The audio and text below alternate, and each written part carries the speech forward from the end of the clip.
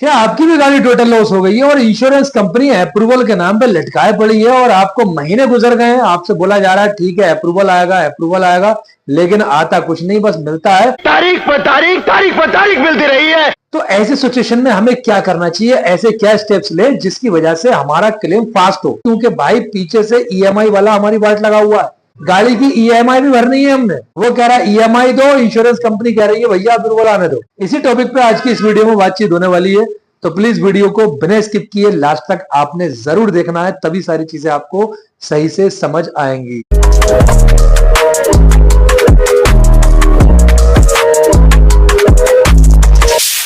जय हिंद साथियों, मैं हूं आपका दोस्त और आप देख रहे हैं यूसी टेक्निकल, जहां पे आपको मिलते हैं motor insurance renewal, motor claim settlement से रिलेटेड आईआरडीआई की गाइडलाइन के अकॉर्डिंग स्टेप बाय स्टेप सही जानकारी से भरपूर वीडियोस। तो सबसे पहले तो मैं आपको कुछ कमियां बताऊंगा जो आपकी खुद की अपनी कमियां हैं, यानी कि इंश्योर्ड पर्सन की कमियां। वो ये है कि वो जो सर्वेयर ने उनको बोला कि भाई ऐसा हो गया, उसको मान लेते हैं कि हाँ यही पत्थर की लकीर है, यही सही है। ऐसा नहीं है, या जो उनका एजेंट जिसने इंश्योरेंस किया है उसने जो उन्हें समझा दिया कि भाई ऐसा है और ये मसला चल रहा है इसलिए डिले हो रहा है, ऐसा भी नहीं है। उसके ऊपर डिपेंड नहीं रहना, ना सर्वेयर के ऊपर डिपेंड रहना। बंदा खोलता फटाफट पॉलिसी देख, टोल फ्री नंबर देखता है। अब टोल फ्री नंबर पे कॉल करने के बाद, वहां से फॉलोअप लेने के बाद वही समझता है कि मैंने बहुत बड़ा तीर मारा है और मतलब इंश्योरेंस कंपनी के ऊपर मैंने बहुत तगड़ा प्रेशर बना दिया। तो ऐसा बिल्कुल भी नहीं है। अब दोबारा फिर आप करते हो टोल फ्री पे, दोबारा फिर करते हो तो वो वही बताएगा जो स्टेटस चल रहा है, किस वजह से रुका हुआ क्लेम डिले है आपका, वो नहीं बताएगा टोल फ्री नंबर। तो इसलिए उस पर भी रहना है आपने। तो करें क्या, समझ में नहीं, कंट्रोल। तो डीलरशिप में जो बंदा कार रिपेयर कर रहा है, जिसने एस्टीमेट बना के क्लेम अल्टीमेट करा डाला है, उसकी बात माने? बिल्कुल नहीं। टोटल लॉस केसेस में, क्लेम के केसेस में, रिपेयरेबल केसेस हो क्लेम का या टोटल लॉस हो, उसमें ना वर्कशॉप वाले की, ना ही सर्वेयर की, ना ही अपने एजेंट की, ना ही टोल फ्री नंबर पे, इन पे आपको डिपेंड नहीं रहना है। सुनना है उनकी, फॉलोअप लेना है, डिपेंड नहीं रहना है। अगर डिले हो रहा है केस तब, मैं ये नहीं कह रहा हूं कि मतलब आपको सर्वेयर की बात पूरी तरीके से नहीं माननी है, वहां माननी है कि हाँ क्या क्या अप्रूवल दे रहा है, लेकिन जहां डिले है, डिले का मसला है, यानी कि डिले यानी कि 30 दिन से प्लस हो गया, 1 मंथ क्रॉस हो गया आपकी गाड़ी के अप्रूवल के इंतजार में, वहां इन सब लोगों को जो आपको डिपेंड नहीं रहना है। ये मकसद है कहने का। अरे क्या क्या करूं मैं, क्या करूं? सबसे पहला स्टेप जो मैं बताता हूं अपनी हर वीडियो में वो ये है कि हर एक चीज का रिटर्न में आपको प्रूफ रखना है। सर्वेयर से क्या बात हो रही है, इंश्योरेंस कंपनी से क्या बात हो रही है, मेल पे या व्हाट्सएप पे चैटिंग या मेल के थ्रू, उसका एक प्रूफ रखना है आपने। विदाउट प्रूफ आप किसी को ब्लेम नहीं कर सकते, पहली चीज तो ये है। टोल फ्री नंबर पे आप कॉल करते हो तो वहां पे आपको सिर्फ कंप्लेंट रेज करनी है, कंप्लेंट नंबर लेना है, जिसकी वजह से ये होगा कि आपका केस किसी वजह से वो बंद नहीं करेंगे, क्योंकि कंप्लेंट आपने रेज कर दी है। फिर वो कोई ऐसा बहाना बना के केस आपका क्लोज नहीं होगा, इसलिए कंप्लेंट करना जरूरी है टोल फ्री नंबर पे। इंश्योरेंस कंपनी का जो मेल आईडी है उसको रखो और सीधे ग्रीवियंस जो रहता है इंश्योरेंस कंपनी का, ग्रीवियंस सेल, वहां पे आपको जो है मेल करनी है। एक सीसी में रखना है आपका इंश्योरेंस कंपनी के मेल को, और ग्रीवियंस में रखना है मेन पे, और साथ में रखना है अपने सर्वेयर की मेल आईडी पे भी। ये 3 को आपने मेल में अटैच करके, और ये सारी चीजें अपनी प्रॉब्लम बता करके कि इस टाइम से मेरा गाड़ी का क्लेम अल्टीमेट हुआ है और तब से लेकर अभी तक कोई अप्रूवल नहीं आया है, गाड़ी रिपेयरेबल है कि टोटल लॉस है, टोटल लॉस अगर है तो क्या चल रहा है, भाई ईएमआई मेरे ऊपर पड़ रही है, मैं कहां से ईएमआई दूं, मतलब ये सारी चीज अपने पूरा हाल दिल बयान कर देना है उस मेल के अंदर, और उठा के टक से उसे सेंड कर दो आप। 1 हफ्ते का वेट करो, सिर्फ 1 हफ्ते का। 1 हफ्ते के अंदर अंदर वहां से आपका रिप्लाई आएगा ग्रीवियंस से, पॉजिटिव आ रहा है नेगेटिव आ रहा है वहां देखो आप, नहीं तो 99% यहीं से आपका सॉल्यूशन हो जाएगा। फिर वो सर्वेयर को तलाश करेंगे कौन है, उसको मेल करेंगे कि भाई अगर कुछ पेपर की पेंडेंसी है तो वो सबमिट किया जाए, या आपसे अगर कुछ पेपर की नीड है तो वो आपसे मतलब रिक्वायर्ड किया जाएगा कि भैया ये चीज आपकी रह गई है, एफिडेविट रह गया है कि एफआईआर रह गई है कि साहब जो भी है कुछ अगर रह गया है तो उसको आप सबमिट करो। कई बार क्या होता है केसेस में कि कुछ सर्वेयर जो सुस्त मुर्गे टाइप के होते हैं वो फाइल को रोक लेते हैं, उनके पास काम इतना ज्यादा होता है कि फाइल को आगे सबमिट करने का उन्हें समय नहीं होता, फिर वो नीचे चली जाती है और वो ढेर लग जाता है ऊपर उसके, वो रह जाती है ऐसी। कितने केसेस ऐसे हैं जो 20-20 दिन, 25-25 दिन, महीना महीना ऐसे निकल जाता है कि वो भूल जाते हैं। ग्रीवियंस से जब वहां पे आएगा कॉल और उनके पास अपडेट आएगा कि भाई क्या करना है, क्यों लेट हो रहा है, फिर वो दौड़ेंगे आपके लिए। ये तब करना है आपने जब सारे के सारे पेपर सर्वेयर के डिमांड के अकॉर्डिंग आपने सबमिट कर दिए। ये बड़ी अच्छी बात कही आप।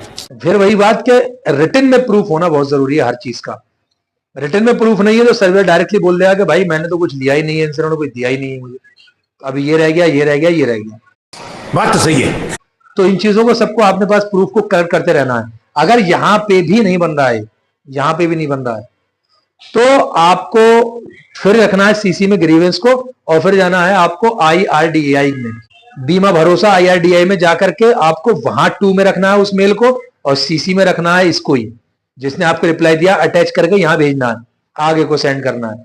ये सब काम तब करना है जब आप लीगल आपका केस है। नहीं तो कितने तो ऐसे होते हैं कि जबरदस्ती का क्लेम बनाए पड़े हैं और उसमें क्लेम लेने को फिर रहे हैं और कह रहे हैं अप्रूवल नहीं आ रहा है, सर्वेयर मना कर रहे हैं उन्हें, वो कह रहे हैं नहीं मैं ये कर दूंगा वो कर दूंगा। तो ऐसे कुछ नहीं होता है। लीगल केसेस में है ये प्रोसीजर, अगर इलीगल है तो फिर आप ही फंसोगे उसमें, ये ध्यान रखना आप। तो IRDAI पे 100% जो है बीमा भरोसा पोर्टल पे हो जाता है केसेस सॉल्व। वहां पे भी अगर नहीं हो रहे हैं आपके केस सॉल्व तो फिर आपको जाना है, लास्ट ऑप्शन आपके लिए रहता है ओम्बड्समैन। वो एक लास्ट ऑप्शन है, वहां 99.99% इंश्योर्ड पर्सन के सपोर्ट में ही वहां पे डिसीजन लिए जाते हैं।